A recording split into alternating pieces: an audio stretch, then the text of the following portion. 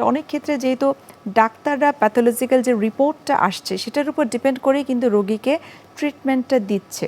অনেক ক্ষেত্রে দেখা যায় সেই রিপোর্টে হয়তো কোনো ধরনের ব্যাকটেরিয়াল ইনফেকশন আছে, সেটার অস্তিত্ব খুঁজে পাওয়া যাচ্ছে না, কিন্তু ডাক্তার কিন্তু সাসপেক্ট করছেন। এই বিষয়ে আপনার মতামত কি? একটি পেশেন্ট হতো তার সাসপেক্টেড ইউরিন ইনফেকশন আছে।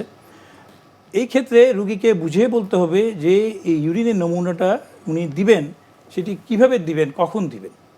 এই ক্ষেত্রে অবশ্যই যে কন্টেনারে ইউরিনটা কালেকশন করছেন সেই কন্টেনারটা অবশ্যই স্টেরাইল হতে হবে, জীবাণুমুক্ত হতে হবে।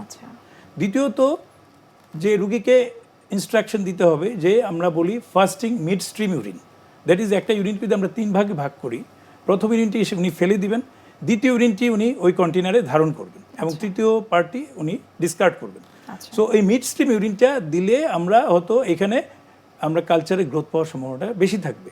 এমনও হয়তো অনেক সময় যদি আমরা কালেকশনের বা আমরা অনেক সময় অ্যান্টিবায়োটিক খেয়ে থাকি, ইউরিন ইনফেকশন হলে আমরা মনে করি যে ইনফেকশন হয়েছে, সুতরাং অ্যান্টিবায়োটিকের ইফেক্টের কারণেও অনেক সময় ব্যাকটেরিয়াল গ্রোথ আসে না। এটা কিন্তু আমাদের দেশে অহরহ হচ্ছে।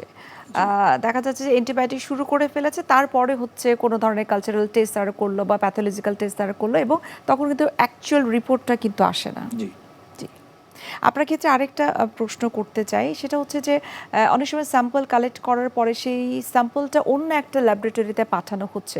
সো এই যে ট্রান্সপোর্ট করা হচ্ছে এবং এই পরিবহনের সময়টাতে কি আসলে স্যাম্পলের কোনো ধরনের গুণগত মান নষ্ট হয়ে যেতে পারে কিনা? আপনি চমৎকার একটি প্রশ্নের অবতারণা করেছেন।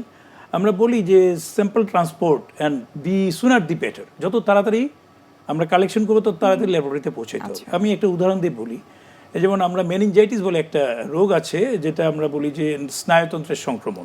সাধারণত এটাকে ইংরেজিতে বলে মেনিনজাইটিস। সো মেনিনজাইটিস যে ব্যাকটেরিয়াগুলি দ্বারা হয়, সেই ব্যাকটেরিয়াগুলি খুবই ফ্রেজাইল থাকে। তার মানে ওই ব্যাকটেরিয়াগুলি যখনই দেহের বাইরে চলে আসবে এবং তারা খুবই সেন্সিটিভ, তারা বাইরে আসলেই তাদের ধ্বংস হয়ে যাবে।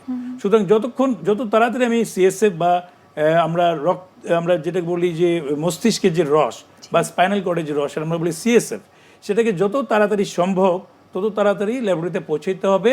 কারণ কালচার করলে, আর না হলে যদি ব্যাকটেরিয়া মরে যায়, সেই ক্ষেত্রে কালচার করলে আমরা কিছু গ্রোথ পাবো না। নির্দিষ্ট কোনো কি আপনারা ঘন্টা হিসেব করে দেন কিনা? ঘন্টা আমরা বলি একটু আগে যেটা বললাম যে দি সুনার দি বেটার, যত তাড়াতাড়ি সম্ভব। কারণ এমন হতে পারে 5 to 10 minutes after bacteria can die. যখনই ব্যাকটেরিয়াটা আমাদের পরিবেশের বাইরে আসেন, দেহের পরিবেশের বাইরে আসে, তখন সেই ব্যাকটেরিয়াগুলি আর জীবিত থাকে না। আচ্ছা, সেই ক্ষেত্রে আমরা অবশ্যই সাজেস্ট করব the earlier you have to transport to your laboratory, এবং ল্যাবরেটরিতে যারা থাকবে সাথে সাথেই তারা এটা কালচারের জন্য প্রসিডিউরে চলে যেতে হবে।